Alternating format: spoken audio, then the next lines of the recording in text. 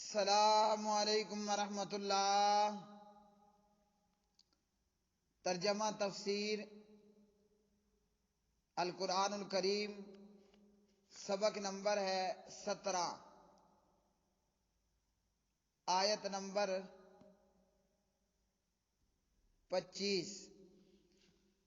اعوذ باللہ من الشیطان الرجیم۔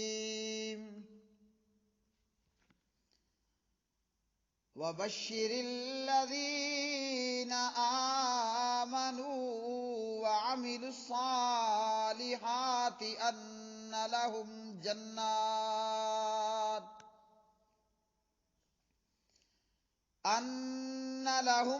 جَنَّاتٍ تَجْرِي مِن تَحْتِهَا الْأَنْهَارُ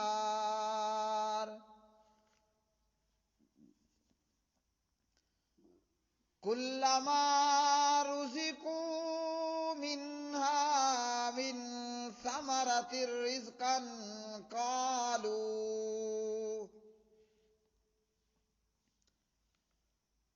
قالوا هذا الذي رزقنا من قبل وأتوا به متشابها وَلَهُمْ فِيهَا أَزْوَاجٌ مُطَهَّرَةٌ وَهُمْ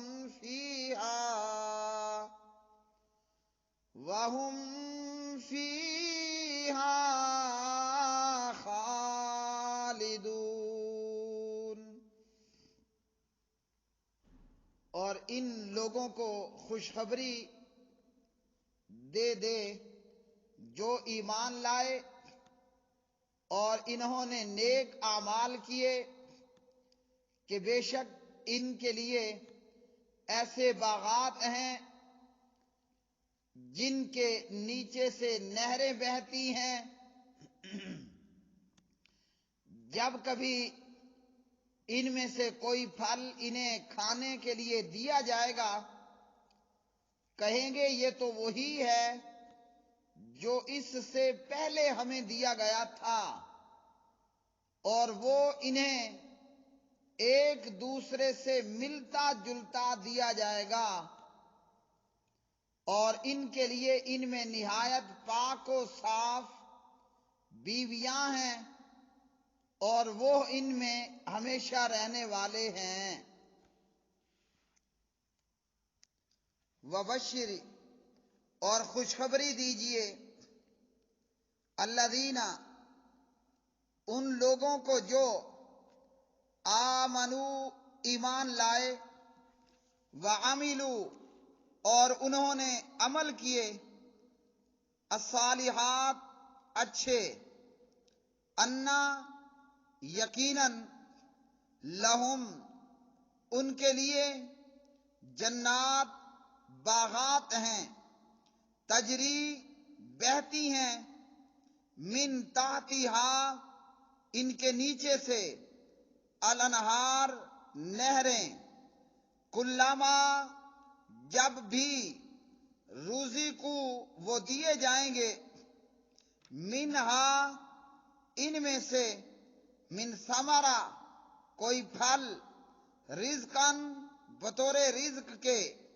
قالو، تو وہ کہیں گے، ھذا الذی، یہ وہی ہی ہے جو رزقنا، ہم دیے گئے تھے، من قبل، اس سے پہلے، وَأُتُوا بِهِ، اور وہ دیے جائیں گے اس سے، متشابہا، ملتا جلتا، وَلَهُمْ، اور ان کے لیے، فیہا، ان میں، ازواج، بیویاں ہیں، مطہرہ، پاکیزہ، وہم، اور وہ، فیہا، ان میں، خالدون، ہمیشہ رہیں گے۔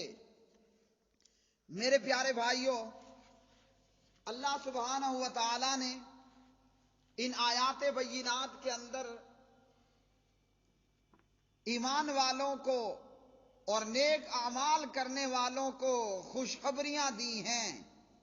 وہ خوشخبریاں کیا ہیں؟ اللہ کی جنت، جنت میں کھانے پینے کے لیے اللہ کی نعمتیں، اور ان جنتوں میں موجود جنتیوں کے لیے، اہل جنت کے لیے حوریں اور بیویاں۔ میرے پیارے بھائیوں، انسان کی لذت اور آسائش کی بنیادی چیزیں، نمبر 1 اچھی رہائش، نمبر 2 کھانے پینے کو اچھا ملنا، اور انسانی لذت، آسائش اور ضروریات میں سے نکاح۔ یہ ساری چیزیں اللہ تعالی جنت میں اہل جنت کو عطا فرمائیں گے۔ باغات اور جنت باغات کی صورت میں اچھی رہائش ہوگی، کھانے پینے کے لیے بہترین پانی، بہترین مشروبات، ایسی شراب جو عقل کو خراب نہ کرنے والی، اور اسی طرح بیویاں۔ اللہ سبحانہ و تعالی نے کفار کو جہنم اور آگ سے ڈرانے کے بعد اب ایمان لانے پر جنت کی خوشخبری دی۔ پہلے، اس سے پہلے کی آیات میں ایمان اور توحید کو اختیار کرنے کا حکم دیا، انکار کی صورت میں جہنم کو بتلایا، جہنم سے ڈرایا، اور ایمان لانے والے لوگوں کے لیے جنت کی بشارت بیان کی جا رہی ہے۔ قرآن پاک کا یہ اسلوب ہے کہ جہاں ایمان کا ذکر ہو، بعد میں کفر کا ذکر ہوتا ہے، اور اگر کفر کا ذکر ہو، ایمان کا ذکر ہوتا ہے۔ قرآن مجید کا یہ اسلوب ہے۔ خوش نصیبوں کا ذکر ہو تو بدبختوں، بد نصیبوں کا ذکر ہوتا ہے، بد نصیبوں کا ذکر ہو تو خوش نصیبوں کا ذکر ہوتا ہے۔ ایک چیز کے ساتھ اس کے مقابل کا بھی ذکر ہوتا ہے۔ مثلا رات کا ذکر ہوا تو دن کا ہوا تو رات کا، نور کا، اجالے کا ذکر ہوا تو اندھیرے کا ذکر کر دیا۔ اور اگر ایک چیز کا ذکر کر کے اس کے ساتھ اس کی نظیر کا ذکر کیا جائے تو یہ تشابہ ہے۔ اللہ رب العالمین نے یہاں ایمان کا اور نیک اعمال کا ذکر کیا۔ ایمان اور نیک اعمال لازم و ملزوم ہیں۔ ایمان کیا ہے؟ دل سے تصدیق، زبان سے اقرار، اور اس کے مطابق پھر عمل کرنا، یہ ہے ایمان۔ دل میں تصدیق، زبان سے اس کا اقرار، اور ہاتھ پاؤں زبان سے اپنے جسم سے اس پر عمل کرنا۔ اگر ایمان ہے اور عمل نہیں ہے کوئی فائدہ نہیں۔ اگر عمل ہے اور ایمان نہیں ہے، عمل بیکار ہے۔ کہ جیسے نبی علیہ السلام کی احادیث ہے، نماز نہیں پڑھی تو کیا ہے؟ کافر ہے۔ اور یہ نماز کیا ہے؟ یہ عمل ہے۔ دل میں تصدیق بھی ہو، زبان سے اقرار بھی ہو، عمل بھی ہو۔ فرمایا ان لوگوں کو خوشخبری دے دے جو ایمان لائے اور نیک اعمال کرنے والے ہیں۔ اگر ایمان ہوا زبانی اور عمل نہ ہوا، معاملہ گھاٹے میں جائے گا۔ عمل ہوا مگر ایمان نہ ہوا تو سارا کچھ ضائع ہوگا۔ جیسے میں کئی دفعہ بتا چکا قرآن پاک کی آیات میں سے کہ کافروں کے لیے کوئی ترازو قائم نہیں کیا جائے گا، ورنہ کافروں میں بھی بڑے بڑے اعمال کرنے والے لوگ، لیکن چونکہ ایمان نہیں، ان کے اعمالوں کا کوئی وزن نہیں ہوگا۔ اور اسی طرح عمل صالح کے لیے شرط یہ ہے کہ عمل خالص اللہ رب العالمین کے لیے کیا جائے۔ اگر عمل ہوا اور اس میں غیر کی شراکت داری ہوئی تو یہ عمل بھی بیکار ہے، اور اگر عمل ہوا اور وہ بدعت پر مبنی ہوا یہ بھی رائیگاں اور بیکار ہے۔ عن عائشہ رضی اللہ تعالی عنہا قالت قال رسول اللہ صلی اللہ علیہ وسلم من عمل عملا لیس علیہ امرنا فهو رد۔ جو بندہ ایسا عمل کرے کہ جس پر ہمارا حکم نہ ہو وہ مردود ہے۔ صحیح مسلم حدیث نمبر 1718۔ تو ایمان اور عمل دونوں ہوں، دل سے تصدیق، زبان سے اقرار اور اس کے ساتھ عمل، اور عمل بھی وہ جو خالص اللہ کے لیے ہو اور بدعات سے پاک عمل ہو، اس کے اندر کسی قسم کی بدعت کی آمیزش نہ ہو۔ تو اللہ رب العالمین نے فرمایا ان اہل ایمان اور نیک اعمال کرنے والوں کے لیے فرمایا کہ باغات ہیں، جنتیں ہیں، ایسے باغات کہ جن کے نیچے سے نہریں بہتی ہیں۔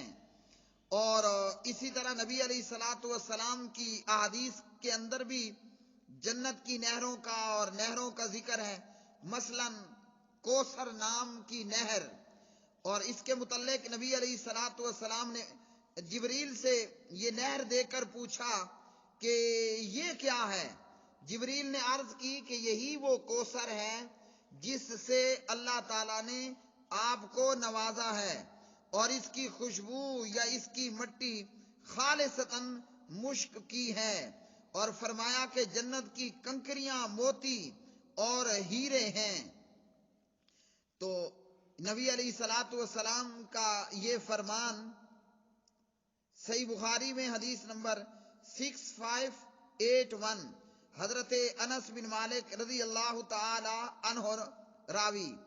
اسی طرح حضرت ابو ہریرہ رضی اللہ تعالی عنہ راوی ہیں، نبی علیہ السلام نے فرمایا جنت کی نہریں کستوری کے ٹیلوں یا اس کے پہاڑوں کے نیچے سے نکلتی ہیں، صحیح ابن حبان وغیرہ۔ اور اسی طرح عبداللہ بن مسعود رضی اللہ عنہ نے فرمایا کہ جنت کی نہریں کستوری کے پہاڑ سے نکلتی ہیں۔ تو اللہ رب العالمین نے فرمایا ایمان والوں اور نیک اعمال کرنے والوں کے لیے باغات ہیں کہ جن کے نیچے سے نہریں جو ہے وہ بہتی ہیں۔ پھر اللہ رب العالمین نے فرمایا ان اہل جنت کو پھل دیا جائے گا، ان اہل جنت کو کھانے کے لیے پھل فروٹ دیے جائیں گے، تو یہ کہیں گے یہ تو وہی ہے جو اس سے پہلے ہمیں دیا گیا تھا۔ جنت کے پھل شکل و صورت میں ملتے جلتے ہوں گے، لیکن ذائقے میں، ٹیسٹ میں، مزے میں یہ مختلف ہوں گے۔ جب اہل جنت انہیں کھائیں گے ان کا ٹیسٹ، ان کا ذائقہ مختلف ہوگا، مگر شکلیں باہم ان کی ملتی جلتی ہوئی ہوں گی۔ اور اسی کے حوالے سے جو ہے وہ ابن عباس رضی اللہ تعالی عنہما فرماتے ہیں کہ جنت کی کوئی چیز دنیا کی کسی چیز سے مشابہ نہیں ہوگی، ہاں البتہ ناموں کی مشابہت ضرور ہوگی۔ ہم سیب کو سیب کہتے ہیں، کیلے کو کیلا کہتے ہیں، انار کو انار کہتے ہیں۔ جنت میں بھی ان پھلوں کے نام اسی طرح ہوں گے، ناموں کے ساتھ مشابہت ہوگی، لیکن دنیا کا سیب، اس کی رنگت، اس کی سائز، اس کے مقابلے میں جو جنت کا پھل فروٹ ہوگا وہ شکل و شباہت میں مختلف ہوگا۔ تو ابن عباس نے فرمایا جنت کی کوئی چیز جو ہے وہ دنیا کی کسی چیز سے مشابہ نہیں ہوگی، ہاں ناموں کی جو ہے وہ مشابہت ہوگی۔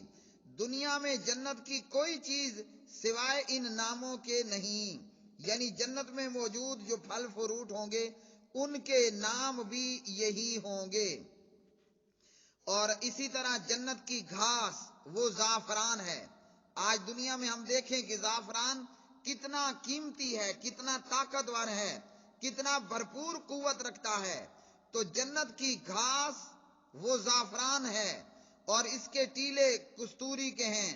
چھوٹے چھوٹے غلمان بچے جنتیوں کے پاس پھل لے کر آئیں گے، جنتی وہ پھل کھائیں گے، اور پھر اسی طرح کے اور پھل لے کر آئیں گے، تو جنتی کہیں گے یہ پھل تو تم ابھی بھی لائے تھے، یعنی پہلے بھی ہم کھا چکے۔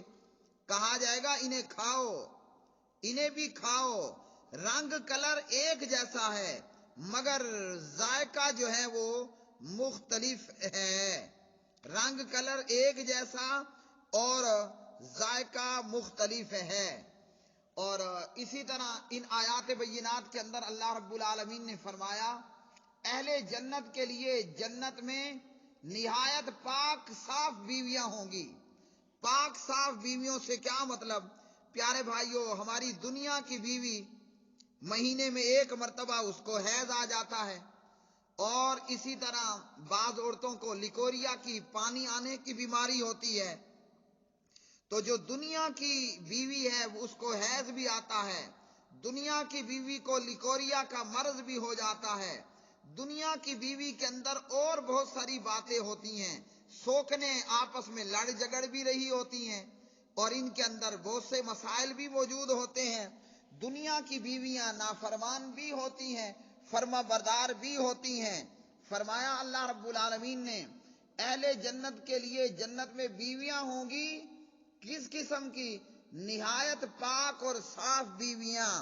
وہ جھوٹ بولنے سے، لڑائی لڑنے سے، سوکنوں کی آپس میں تو تکرار سے، وہ حیض سے، لیکوریا سے، اس قسم کی تمام گندی چیزوں سے پاک ہوں گی، اور ایسی کوئی بھی چیز اس کے اندر نہیں ہوگی۔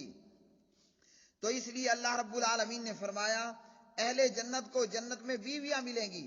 یہ دنیا کی ایمان والی بیوی بھی جنت میں ملے گی، اور اس پر موجود اللہ مزید حوریں بھی عطا فرمائے گا، اور جس جنتی کا جو درجہ، جو مقام، اسی حساب سے اللہ رب العالمین اسے حوریں بھی عطا فرمائے گا۔